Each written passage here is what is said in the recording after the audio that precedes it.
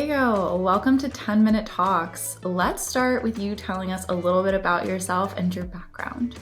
Thank you. I'm a student at Willamette University right now. I actually just completed my first year, and yet I'm starting the MBA because I transferred in. And so I'm one of the few students at Willamette that's actually been able to transfer into like a dual degree program.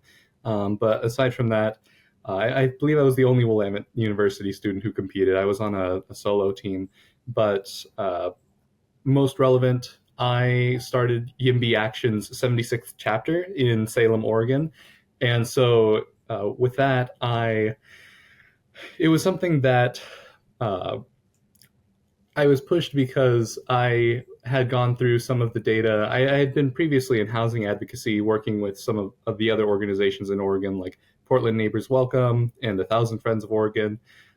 But it was specifically the item of like youth homelessness that struck me. It was sometime around April, actually, not terribly long ago, when going through the data in just a random presentation that had been made by somebody else, a bar chart comes up with the top line being the rate of unsheltered child homelessness in Oregon compared to other states, where Oregon actually has 14 times the national average per capita rate of unsheltered child homelessness. And it's actually 3 times more than the second and third place, which is Hawaii and Washington. And so um, that was something that really it felt staggering, sincerely, because it was such a large scope of an issue and it was so incredibly dire in this state that I just felt like there were nowhere near enough resources being allocated to actually fighting this compared to other issues in the state. I just felt like it was very disproportionately small. So um, I myself started Salem, yes, in my backyard. And now it's been about a few months. We had our third meeting just last night. And yeah, things are going pretty well. I mean, so far, we've met with Governor Kotek's senior housing policy advisor. She helped us draft our first strategy that we're going to be taking to. There's 90 days until the start of our next legislative session. So that's essentially the time that we have to build our entire movement because it's only a 35-day session. So that's really the long and short of it is a few months ago, found out just how bad the youth homelessness statistics are for Oregon. And in the time since, we've been meeting with a lot of really awesome people. I mean, I am actually wearing a shirt from YIMBY Town 2025. I got a scholarship to attend just last month. And so I was in Connecticut, in New Haven, for the conference with 1,200 other YIMBY advocates across the country out of the 80,000 total that are a part of the movement. And that was just awesome. I've been doing this for a matter of months, and most of that work has been on my own. And YIMBY Action, again, thousands of people, some of them have been doing this for over a decade. So with their collective knowledge that I was able to really build off of during that conference, I was able to bring that home, I believe on September 18th. So it was about a week after that, that was actually the start of this Hackathon competition, which was just really awesome. That is amazing. I mean, for having seen this and having to come to be a winner of one of the three prompts for this year's Hack House competition is truly an absolutely amazing and impressive timeline.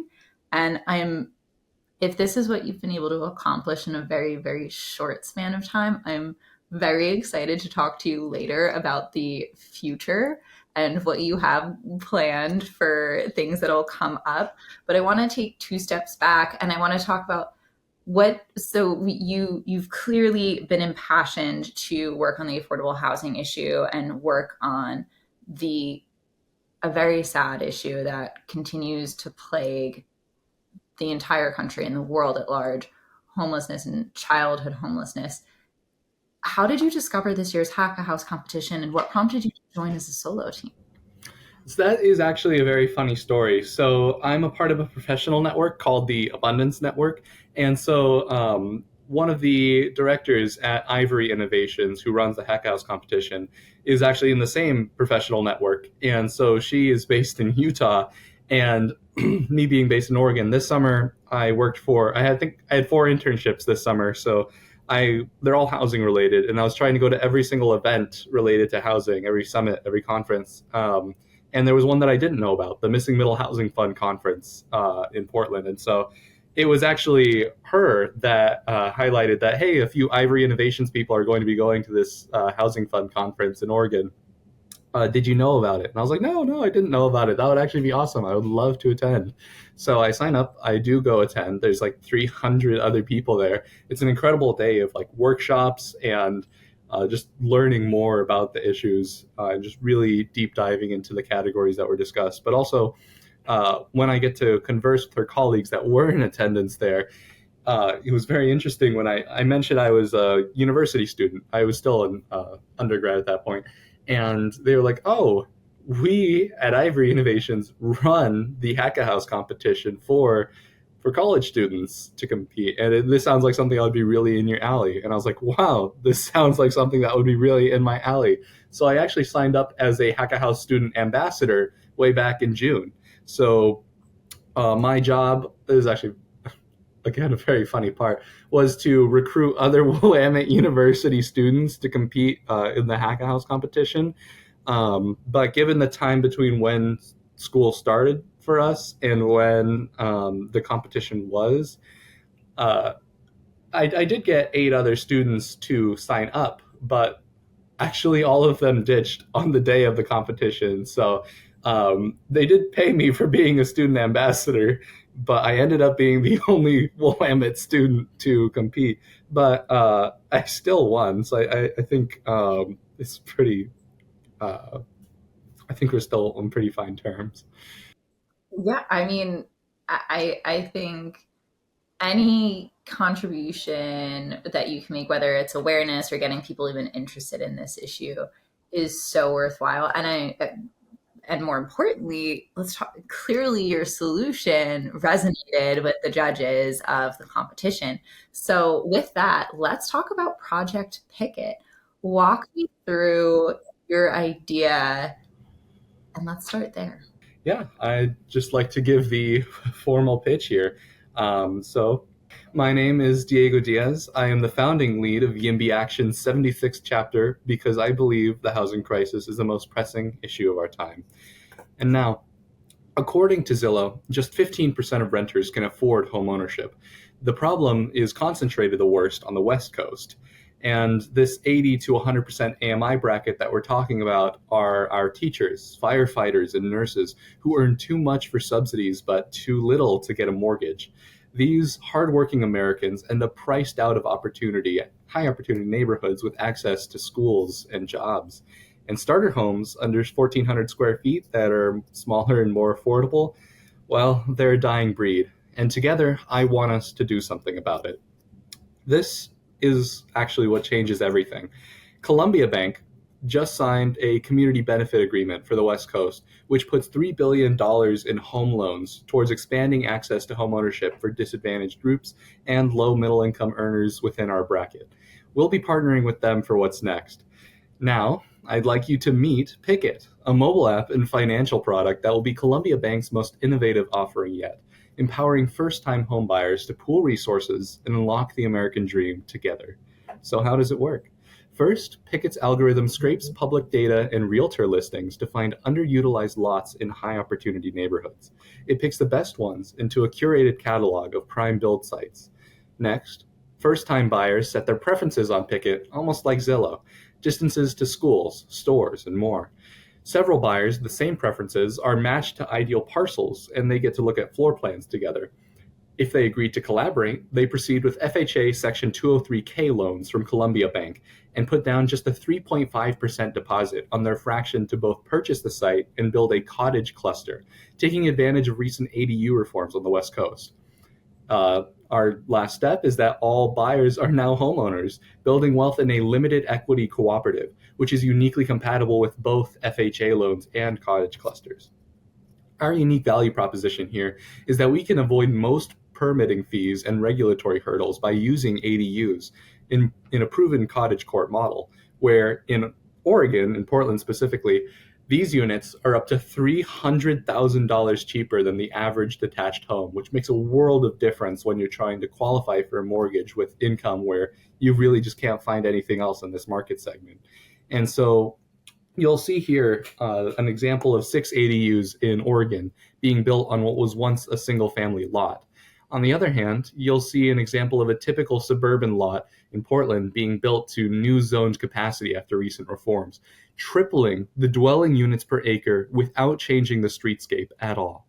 And by partnering with the same builders, insurers, and suppliers across the board, we can achieve great economies of scale, perfecting everything so every project will run like clockwork.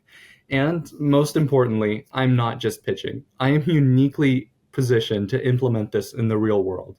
I hold the fellowship with Columbia Bank that is exclusively focused on solutions to increase their lending to low and middle income borrowers by 79% in 3 years in order to be in compliance with their federal obligations.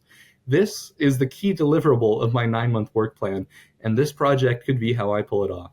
Your vote of confidence could help turn this innovation into a reality. It is so impressive that you came up with this in what is a very short period of time. So, walk me through a little bit about how you're in a unique position with your fellowship and the Hack a House competition, and why this idea is something that isn't just an idea and can actually translate into a real implementable solution. Awesome. Well, I would have loved to expand upon that. I had a whole other slide on it, but our presentations are limited to just 3 minutes, so it's very narrow the scope of what I had to try and get across. And so on the right here, you'll see a map. It's a map of the West Coast with some areas highlighted in blue. These are actually where Columbia Bank has their branches. And so the blue is what's called an assessment area. They have an obligation with the Federal Reserve under the Community Reinvestment Act to essentially, it binds them to reinvest in the communities that they operate in and have branches in. So in 2022, they signed a 5 year community benefit agreement of $8.1 billion total for most of Northern California and the West Coast broader. So uh, this is split into multiple buckets. And so for expanding access to home ownership across this entire region is about $3 billion total. And so this is $3 billion in home loans that they have to make to certain groups. And so for low and middle income borrowers in particular, they need to increase their lending to this market segment by 79% over 3 years in order to merge, as they've been merging with Columbia Bank.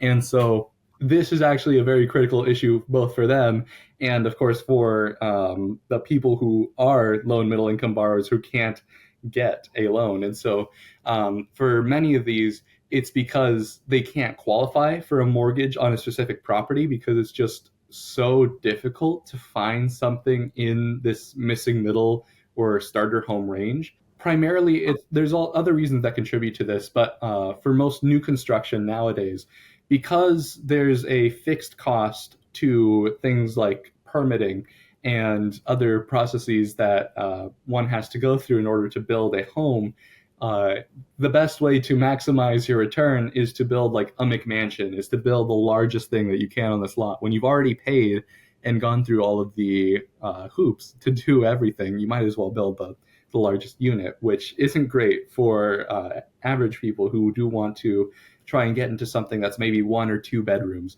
And so what you'll see on that, or actually, you asked about the Columbia Bank Fellowship. So for this $8.1 billion community benefit agreement that they have signed, there is one fellow that is assigned to kind of coming up with the solutions across the entire thing, not even just the homeownership bit. So homeownership is the primary one that is their most measurable. The other ones they can just do like philanthropy spending. It's not very hard for them to do that. But for low and middle income borrowing, there just don't exist the houses needed to actually disperse these loans on. And so with missing middle housing, where you can do ADUs on a lot, typically with a mortgage, you have to buy the entire lot. You have to buy the single family home that's sitting on this lot. But in a limited equity cooperative, you can actually get multiple people to like pool mortgages for a certain lot. And so you're splitting the cost of like the land, the cost of most things like 6, 7, 8 ways.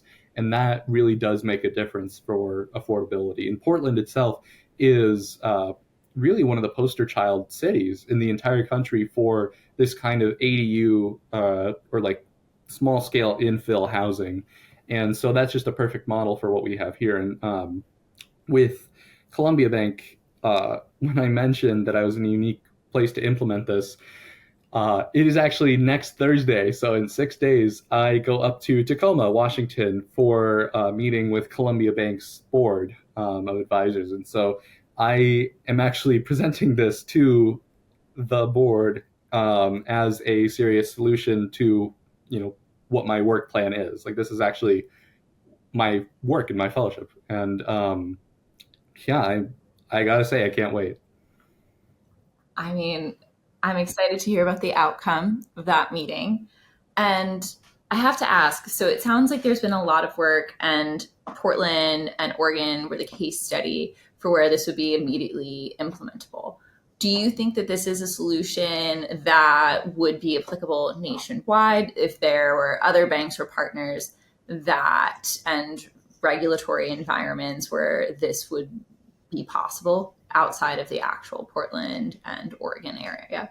Yeah, so you'll actually see on the left here, we have a map of the nationwide ADU reforms. And so the West Coast is really where the strongest ADU reforms have been concentrated, but that is really subject to change. Like in the last few years has really been when all of this progress has been made, which is why no other banks or large institutions have really jumped on it. Like there are some, it's mostly smaller or regional banks, maybe credit unions that have been giving out the loans for these ADUs. But so far, nobody like Chase, Bank of America, any of the others have really taken this as one of their mainstream products.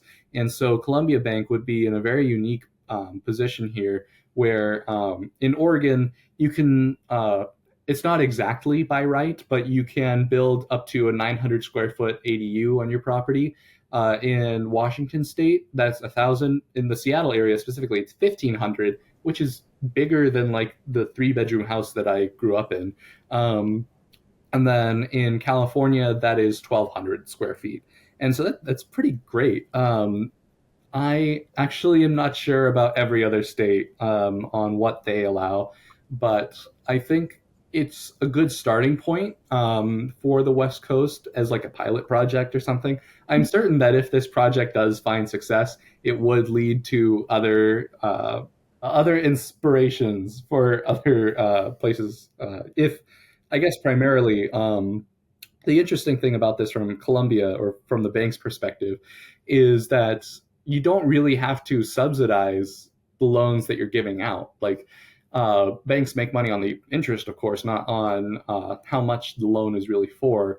And so they're already competing on price by providing like a very it they are filling uniquely a place within the gap between supply and demand in a market segment where there isn't anything else. Like they're the lone competitor here at this price level. And so I think there's an incentive for them. And because of that, it doesn't require like a penny and any kind of like state, federal subsidies. And so because all of these incentives, I feel, are really well aligned, there's a great path for like implementation and like broader adoption in the industry. So that is also something that I'm looking at. Diego, it sounds like there are rather many things that are coming up in the immediate future for you and for Project Picket. I'm so excited to see what happens next. For our audience, we're going to put all of the links to different things that Diego mentioned in today's episode description.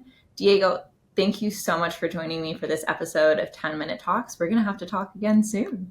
Awesome. I look forward to it.